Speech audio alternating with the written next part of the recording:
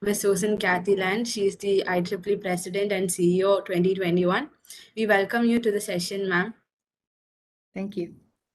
And we will be starting the webinar now. Okay, I'll share my screen, so give me just a second.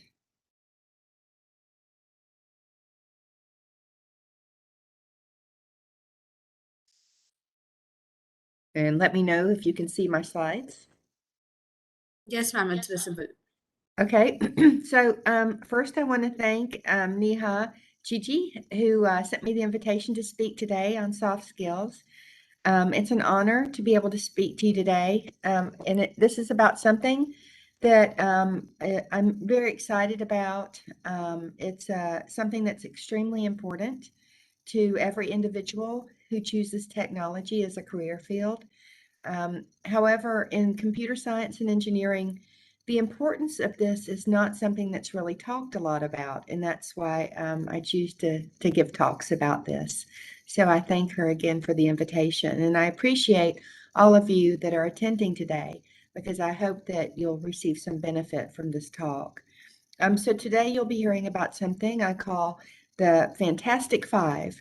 And these are the 5 soft skills that I feel are critical for every technical professional. And so what I do hope today is to provide you with 5 soft skill target areas for you to work on so you can increase your personal confidence, the value to your school or company that you eventually will work it for, and as a byproduct, increase your technical skills as well. So what exactly are soft skills? To begin with, your soft skills are those things that are intrinsic to who you are. And because they're part of really who you are, a natural set of abilities that you sort of start with, they're hard to build up. It's like building a muscle. You have to work at it, and they're uncomfortable to practice. But like any skill, practice makes perfect. And like any muscle, the more you exercise it, the stronger it becomes. So I'm not sure if you've heard the phrase, no pain, no gain, but it's important to remember that the more you exercise these, the stronger they get. These skills are portable across all industries. It doesn't matter if you're an educator or an automobile mechanic. If you are a good communicator, this translates, right? You can carry these, they're portable. So I'll describe the difference briefly between hard and soft skills. And I already mentioned that soft skills are transferable across industries. And that would imply that hard skills or technical skills are industry specific. And that's the case. Additionally, people tend to start with a set of natural soft skills. I mentioned that, like they might be naturally outgoing. Another difference is that hard skills are based on the acquisition of technical knowledge, or soft skills related more to like emotional intelligence. So you can think of it as IQ versus EQ, and you can see in the examples that I've provided how soft and hard skills are described, right? Soft skills for a person might be described as detail-oriented or working well under tight deadlines, and hard skills, they might be skilled in various programming languages or possess a specific bachelor's degree. So throughout this talk, you'll hear me say how important soft skills are, either in my words or in the words of others. And so I'll take this opportunity to echo the sentiments of the CEO of LinkedIn when I say that I have many technical individuals who work for me who can solve complex technical problems, but only a few who are equipped with the skills required to run teams, negotiate contracts, or to present to customers. So soft skills, why should you care? Soft skills immediately take people out of their comfort zone, and in school, we're measured on our hard skills. It's easy, we study, well, it's not easy, but you study and you pass a test. Soft skills are hard, but you should care because, and you should want to work on your soft skills just as much as you made that A, worked hard to make that A on that test in thermodynamics. I mean, here's why. Employers seek out individuals and want to keep and promote individuals who can complement their hard skills with a set of softer skills. And the recent data that I found is pretty striking. and it reflects that 72% of CEOs believe that soft skills are more important to the success of their businesses than hard skills. 94% of recruiters, those are the people looking for resumes, believe that soft skills outweigh experience. And 94% of these same recruiting professionals believe an employee with a stronger set of soft skills has a better chance of being promoted to a leadership position than an employee with more years of experience but with weaker soft skills. So the bottom line in every report that I found in every study, and from my own experience as a manager, and the reason I chose to talk, I choose to talk about this topic is that soft skills are what separate the good from the great. So I described why you should care, but why do I care? So I've been responsible for delivering software and systems products for years. And as a hiring manager for the teams that build and deliver these items, it's critical that the team members possess both hard and soft skills. These are necessary so we can deliver these desired capabilities, right?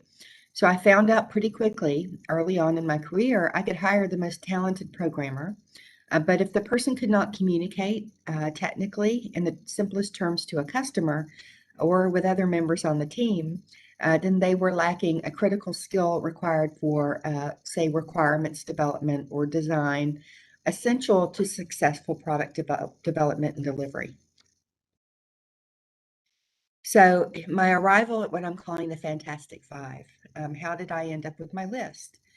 Well, I did some research, and there are generally lists of recommendations. You can Google, soft skills and find out for yourself. But there are lists of like from 3 to 15, and they range all over the place what people recommend. And I wanted to give you a list that was easy to remember, and lists of more than 5 items are hard. And I listened to employment recruiters and what they had to say, and I specifically looked at technical employment recruiters, right?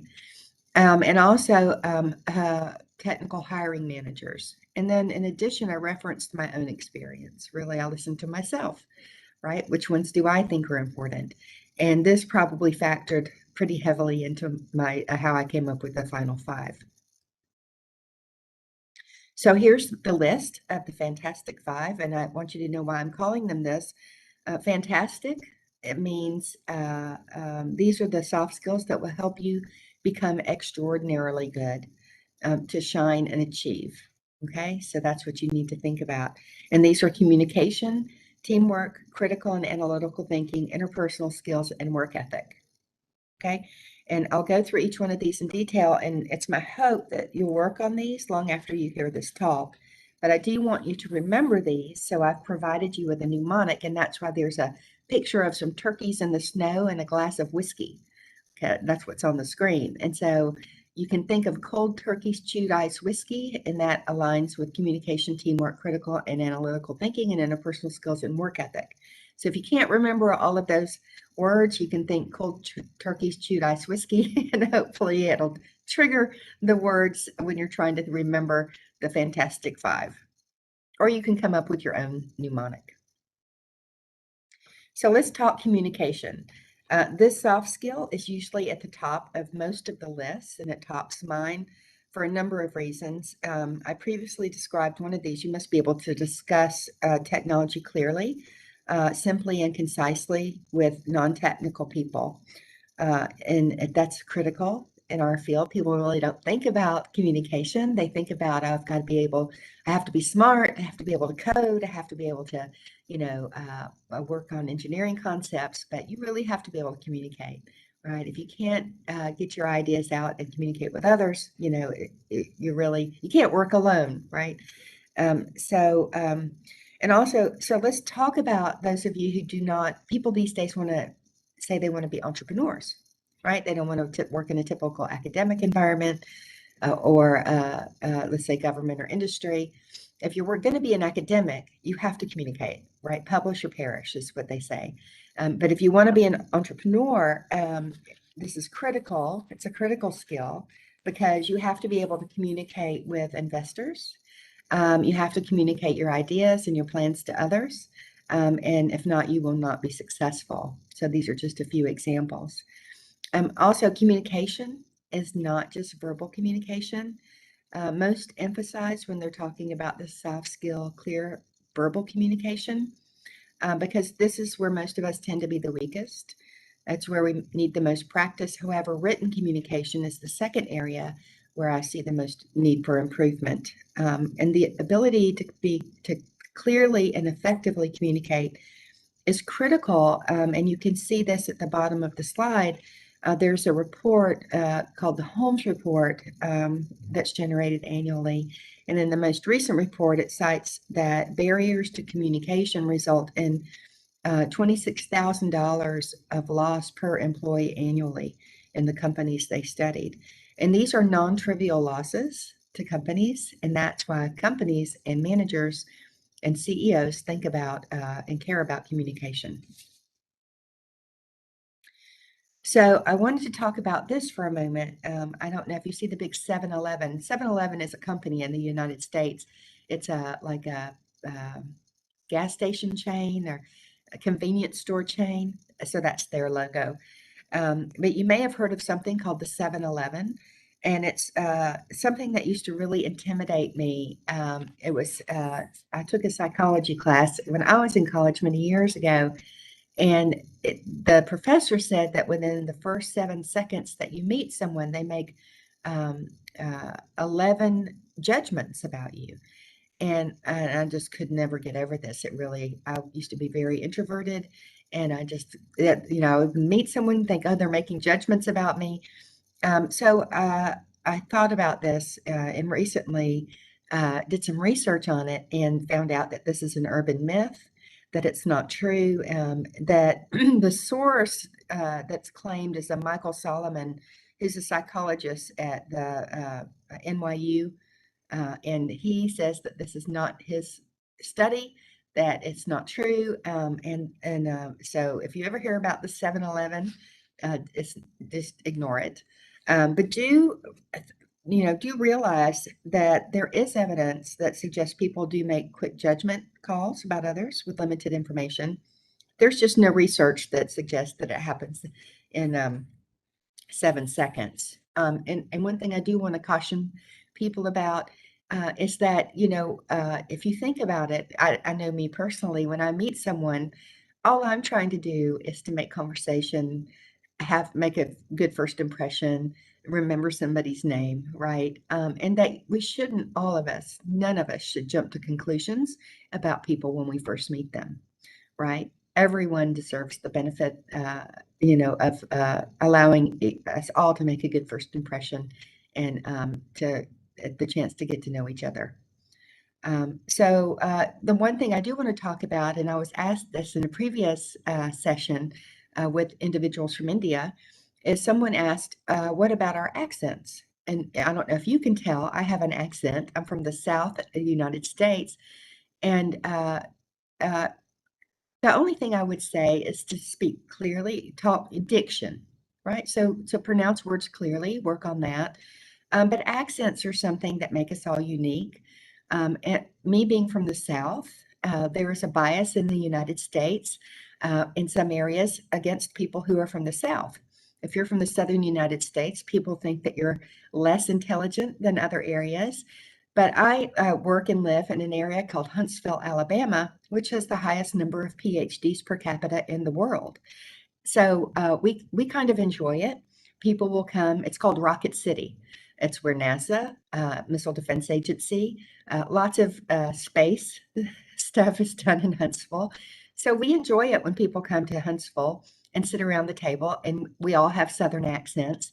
And before they meet us all and listen to us in our technical dialogue, they have made assumptions, right? And then they all leave and they have a different impression of people with Southern accents. I do know that we have a very high hold people from India. We have lots of people who are now U.S. citizens who are Indian scientists, and we hold them in very high esteem. So we in the South, we don't take accents. Anybody with an accent. The only thing that we care about is that we can understand what someone's saying, because it matters when you're talking technology. We have scientists from Vietnam who are U.S. citizens. people from all over the world. So in Huntsville. So that's the only comment I'll make. And I wanted to include that in my talk because I thought it was important to mention. And another thing is that there is something that is backed by research. People should understand if you're addressing an audience and they do not understand your explanation, particularly a technical explanation, they will find you to be less smart. And what I have seen is that people will try to make their explanations so technically complex, and they will not do what is called baselining. They won't explain acronyms. They won't explain the basic concepts. They make assumptions about the basic level of knowledge of their audience, and they lose their audience early on. So, or they try to impress their audience. Look how smart I am. So you really need to, if you're doing a presentation, like at a conference or to some senior managers, you really have to make sure your messaging is targeted at like 11th or 12th grade level, and make sure everything is explained and that your message is clear, and that your messaging is delivered in short chunks, or you will not be successful. If you take away something from communication in this lecture, that is one thing that you need to listen to. So there's something about email communication in the cartoon. And I'll just read. It says, "Dude, why haven't you answered my email?" And he says, "Your message was so poorly written. I didn't understand it, and I didn't dare to start a dialogue." And then he says, "Maybe I should have a talk with your boss." And he says, "Well, maybe you should email him." And I find these days in particular, there are lots of miscommunications over email. So give particular care to your email communication, especially at work. So I just think this is a funny example. I like to include these. So I don't know if you can tell what's wrong with the sign on the post, but my husband and I have horses, and we take them places sometimes to ride. Those are my husband's legs. He looks really skinny. He's not skinny. Anyway, so the sign, this is where you get water for the horses, and it's supposed to say not for human consumption, but it says consummation. So consumption and consummation have very different meanings. And so I don't understand really what kind of liability they were trying to protect against, but words have meaning. So be careful, especially when you make a lot of signs. There were water posts all over this place. So they spent a lot of money and they didn't really do what they intended. So I'm going to talk for a minute about text messaging and email. This email is held, Gmail, work mail, IEEE email are all held for over a year, many times, many more years. They can be used in court. You sign agreements, whether you realize or not that you agree to that. So be careful what you put in email. Also nowadays, Skype messaging, those types of things are also held. I have a recent example from where I work at Missile Defense where a number of people were fired because they were on Skype text messaging, and some of that stuff was not appropriate, and they all got walked out of the building. So you have to be careful about what you say, and make sure it reflects who you really are as a person. Make sure that what you put in email is more formal. We're used to using texting, and it's very informal, but it's not your phone. It is a permanent record, and follow formal written guidelines when you're using email. Think about who you're addressing and how you're addressing them. So a long time ago, someone described to me the varied methods of communication and their levels of effectiveness, and it's sort of always stuck with me. And I don't want to date myself because at the time, the chart had the fax machine on it. So I left the fax off because nobody uses faxes anymore. But, and then I don't know if you know, like that little thing on the right and in the corner is a game we used to play when I was a child. You would find some cans, put a string, go in another room, and you could talk in the phone and hear through the string. So that's what that is. It's not very effective use of method of communication. That's probably the least effective method. But so if you look at this chart, and if something's really important, the most effective way to communicate to somebody is face-to-face, right? To avoid some misunderstanding. The second would be a video teleconference. Then, if not, call them on the phone, and then email, and then text message. If there's something going awry over email, call the person, right? Or try to talk to them face to face. And I know it's hard in a COVID environment, but I've seen it too many times. People just keep going back and back and back and back and forth on email when they really should just pick up the phone and call one another. All right, so another item I want to discuss is when you're interacting with someone, it's very important to pay attention to how you are interacting with people so that you facilitate and enable joint understanding. So the environment that I work on in at Missile Defense is full of people who are very solution oriented. We're all looking for an answer. It's a very fast-paced environment, and we're all looking to what they call get to done, get to the finish line. And we all, and I include myself in this, tend to interrupt, jump to conclusions, finish each other's sentences, change the subject, fail to ask questions, and provide feedback. That's just how we are. It's very fast-paced. So, and I know that it's something that I have to work on, especially in that environment, and in order to become a better communicator. Being a better listener is part of the answer to the communication equation. So think about what you can do as part of listening to be a better communicator. So my second of the Fantastic Five is teamwork. And I've defined teamwork as the skill that allows you to operate well in a group setting in the workplace to quickly and effectively accomplish tasks. And, it sounds easy, but you'd be surprised how many new hires can't function in a teaming environment. And this is critical in product development. If people can't team, they don't last, no matter what their technical skill set is. So some of the sub skills that I've identified are listed on the left.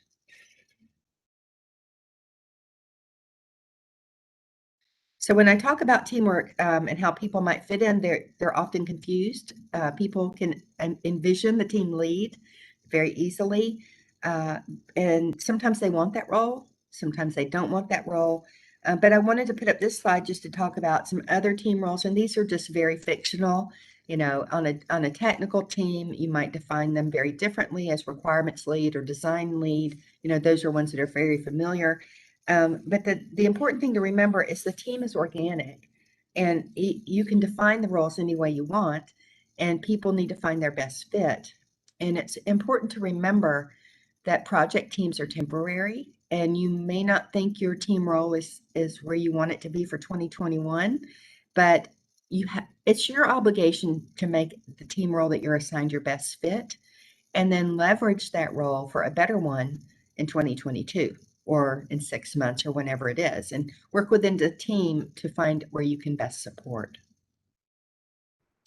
So I'm going to mention verbal communications again, this time with a focus on teaming. And the first thing I want to mention is about speaking in front of a group.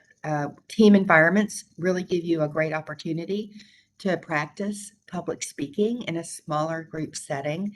And you can see on the bottom right, there's these monsters, and I want to talk a minute about being scared versus being nervous.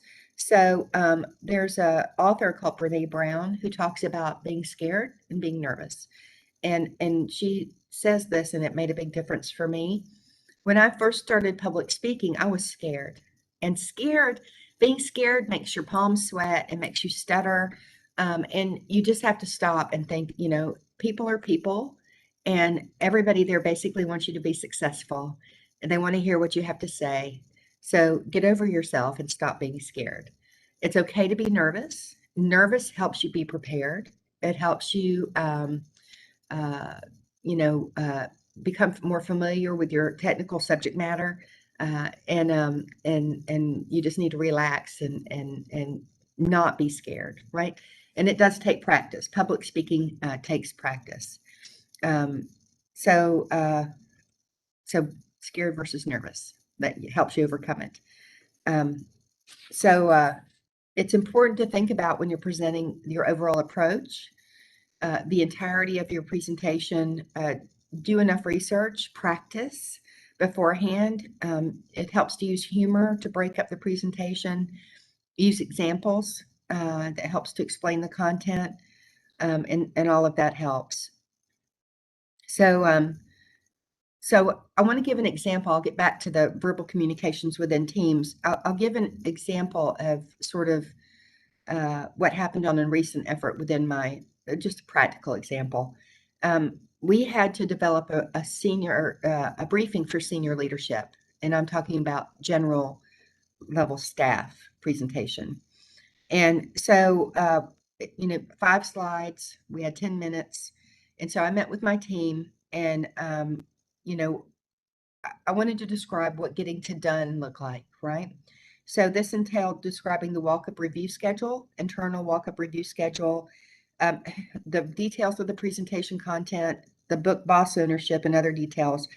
And it was important for me during this meeting to ask questions to ensure that everyone understood, right? To paraphrase what I thought I heard, what their feedback was, and to encourage everyone present to share something, to provide input, and to ensure we weren't missing something.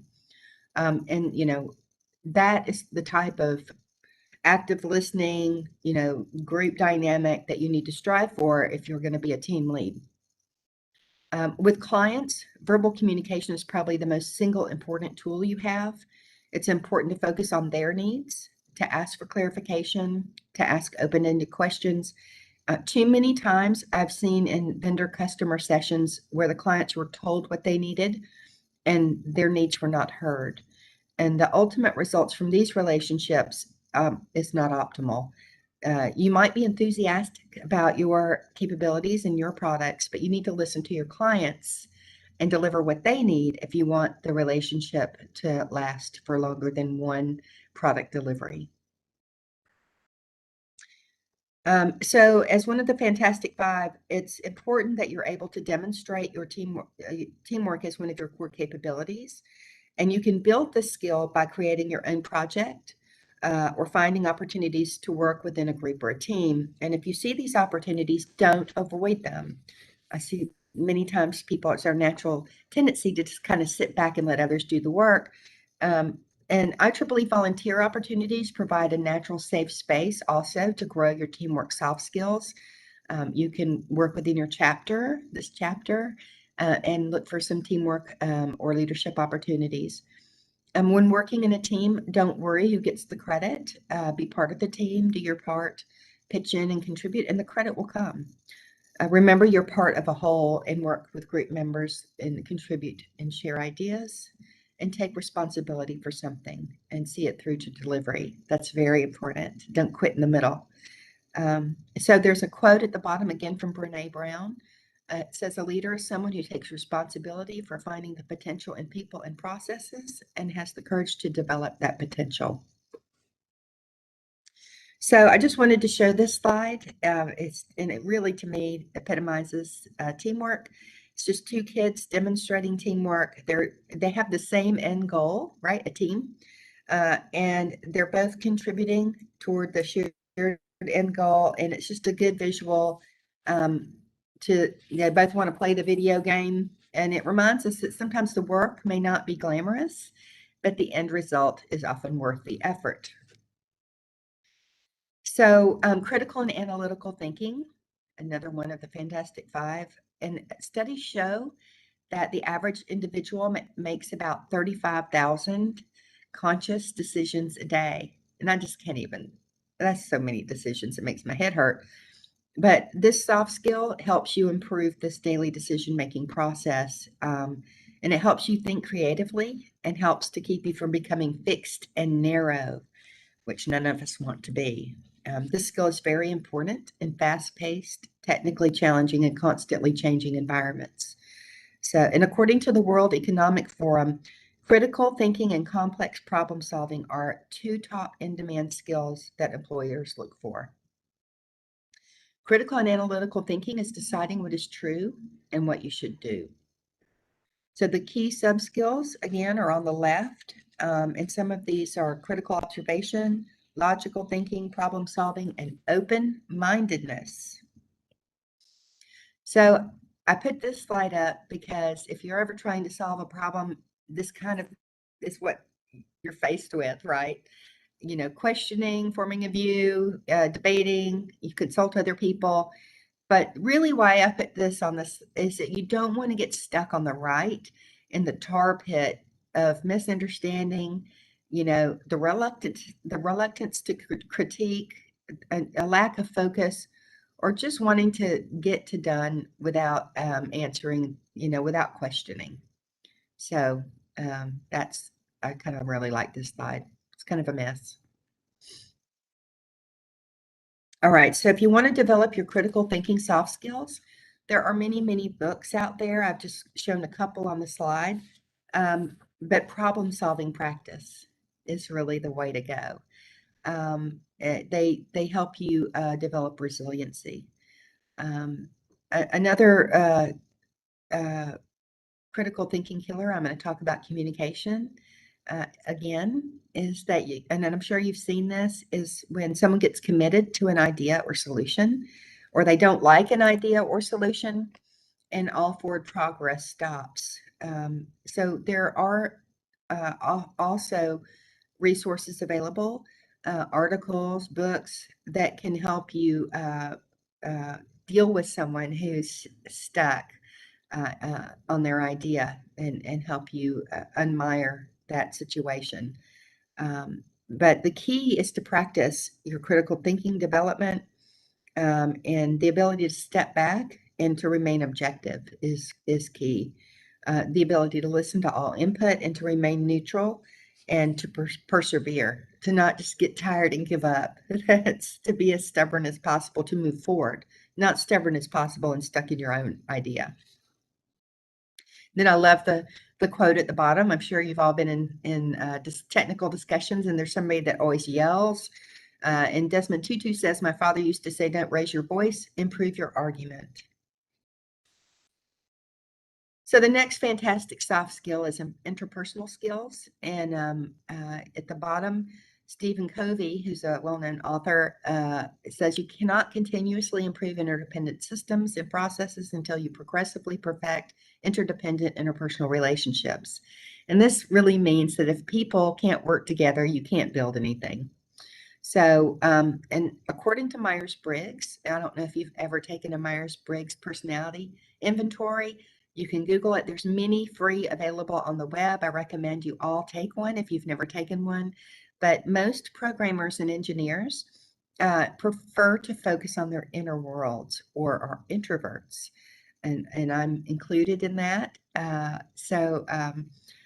According to a study published by Browmaster and Leary, though, we all need connection and engagement with others to thrive. So no matter how introverted we all might be, we all need connectivity with others. So that's a positive. The need to belong and interpersonal connection is recognized as being fundamental to motivation and productivity. So managers pay attention there. Positive face-to-face interactions are where we receive empathy and connect with one another, is highly correlated with human satisfaction and creativity. Interpersonal soft skills are important because they help us to develop and foster strong working relationships with each other and with clients. They contribute to increasing team and organizational productivity and help to create an overall more positive work environment. And good interpersonal skills are particularly important when working in fast-paced, constantly changing work environments. You hear a theme here, right? So the work environments that all technical professionals work in are really fast-paced and constantly changing. So these are important soft skills. So you can see the key characteristics of these interpersonal skills on the left. One that I particularly like is the humor. Keeping a sense of humor is important. So how you can work on these soft skills every day. And some of the basic things to think about are, how do you engage with others? Do you pay attention? Do you actively listen? Do you look at people when they talk to you? Do you ask them questions? These are ways to show that you're interested and engaged.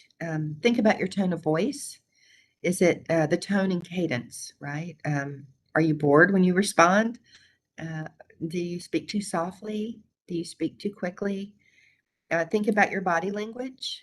And again, realizing that you may not be responding appropriately, or that and you have to change what you're doing, is painful, right? These are soft skills.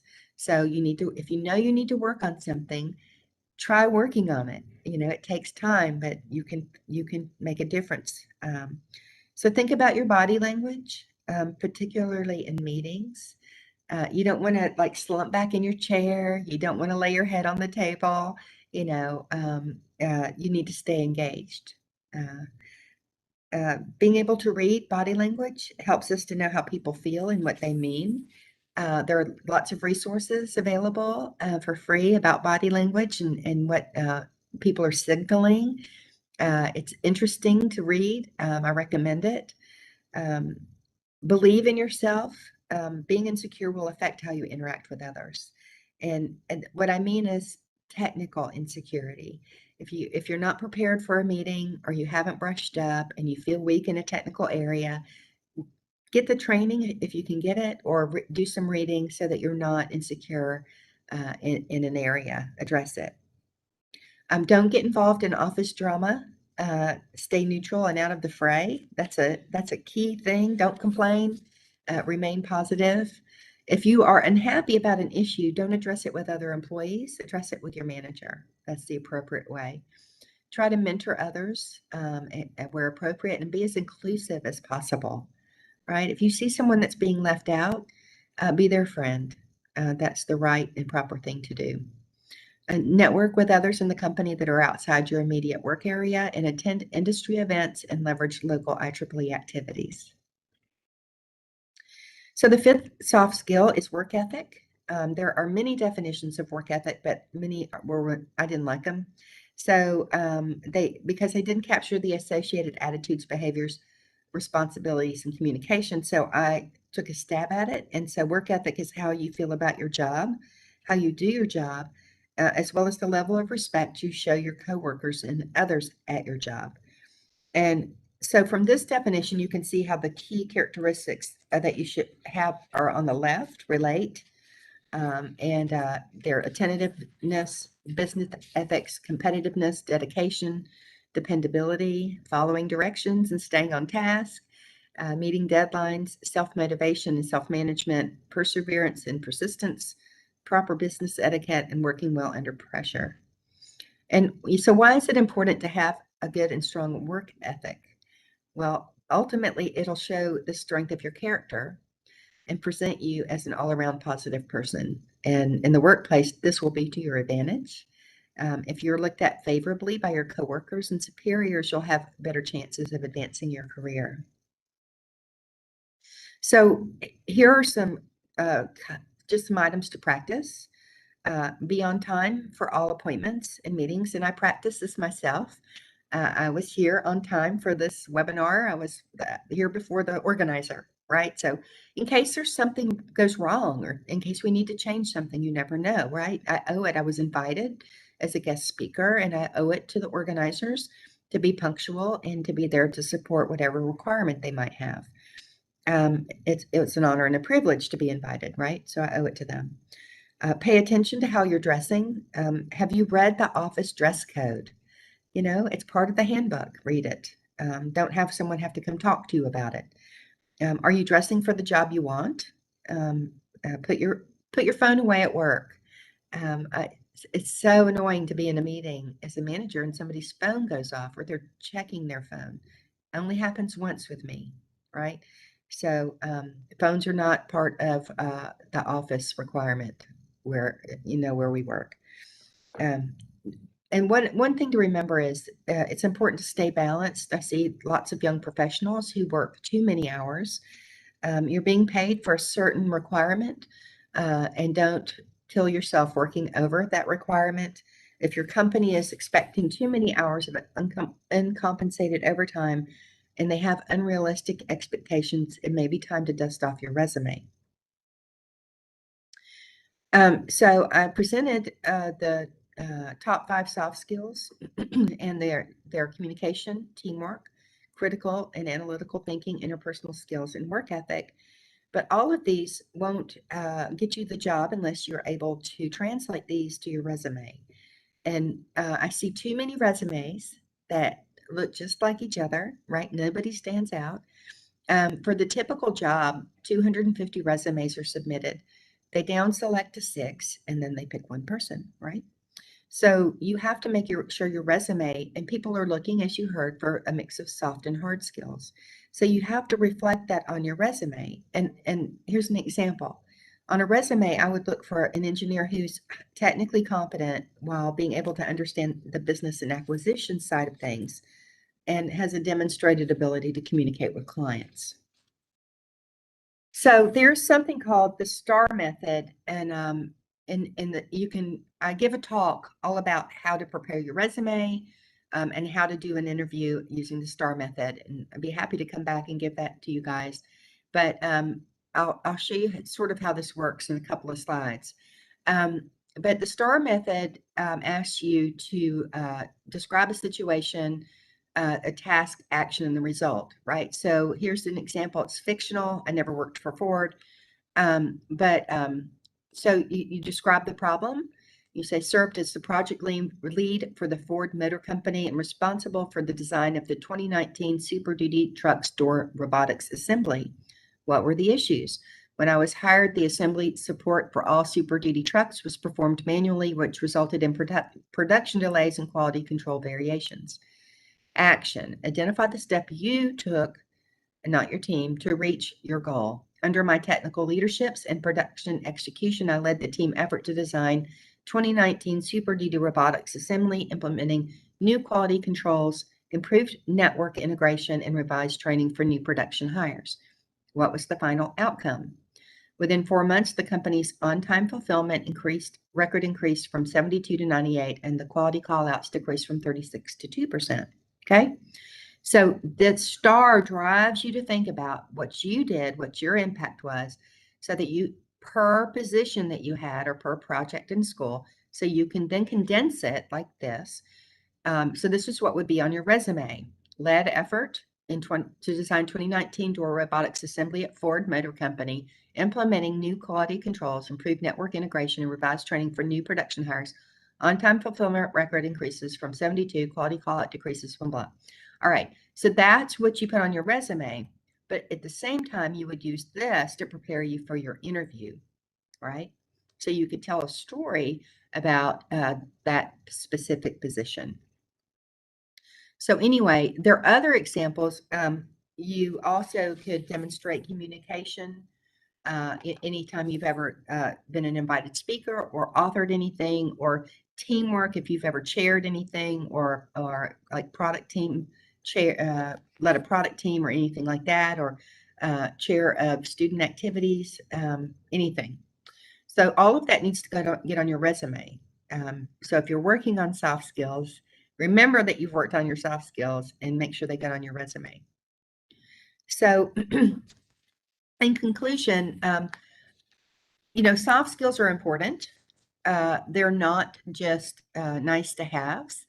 It's important, if you have one takeaway from this talk, that managers, recruiting employees are looking for technical people who stand out and have a mix of technical expertise along with demonstrated soft skill abilities. They're hard to work on. Think of exercising in a gym. You have to put forward some effort if you want to build a muscle, and it's the same with building up these soft skills.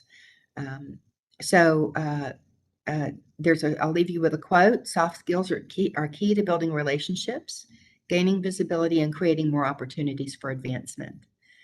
So I thank you again for allowing me to talk to you today, and I'll stop sharing my presentation and see if there are any questions.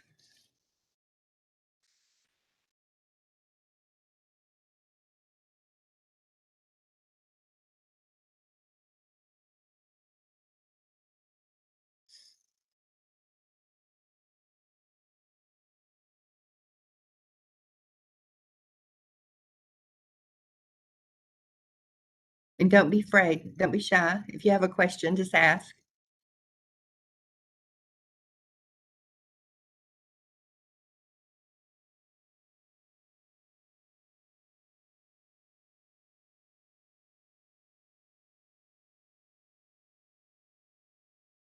So if anyone has any questions, They can put it in the chat, I guess, if they want.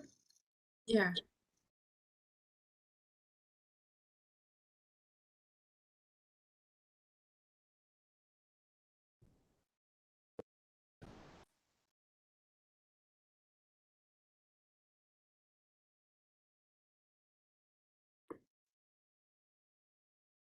So I guess there aren't any questions.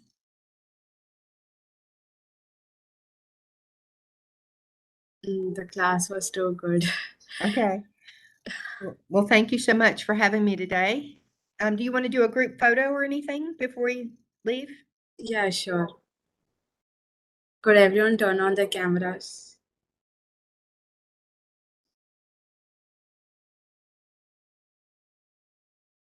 Now that everybody's being shy.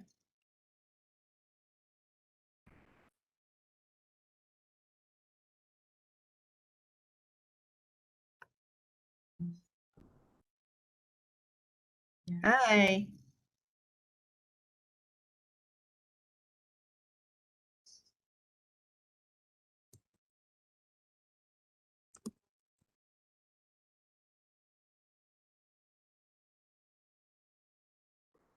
We want to turn on cameras to do a group photo.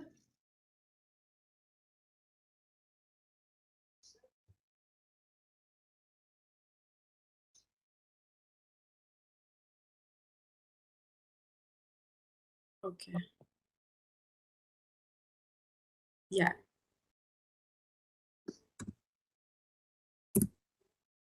Well, Okay, I have to. okay. Thank you so much, ma'am, for the session. Thank you for explaining the 5 soft skills which every professional must develop. And hope to see you again in one of our events. All right. Well, thank you so much. You guys have a great evening. Thank you, ma'am. Okay. Bye-bye. Bye.